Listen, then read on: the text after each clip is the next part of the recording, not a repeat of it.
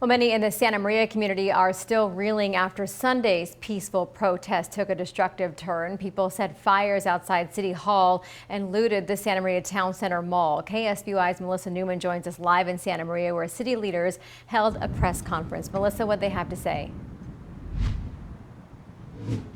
Karina, the mayor announced today that the city will be enforcing a curfew starting tonight at 9 p.m. going until 5 a.m. and that's going to continue until June 8th. Now, the overwhelming message from city leaders today was what happened last night took away from the main message of the protest, that was justice for George Floyd. The city wants to reiterate that they stand united against racism.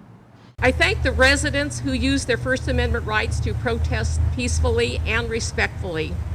We're Americans. Whether we were born here or not, we are Americans. And we need to stand together as Americans to respect other Americans, their thoughts, and their rights to assemble. A call for unity and respect Monday after the protest for justice for George Floyd was taken over by those looking to do harm. The chief of the Santa Maria Police Department estimates at least 300 people were downtown Sunday night as spectators watched cars doing donuts and a fire burned outside of City Hall. The Santa Maria Police Department says there was a fine line between enforcement and protecting officers as crowds continued to grow.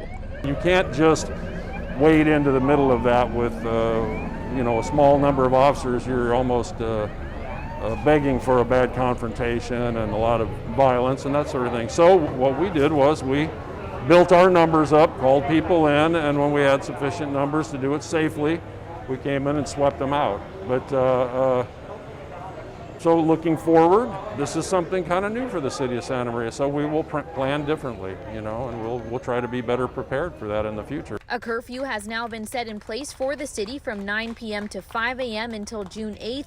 However, it's still unclear at this time how the police plan on enforcing that.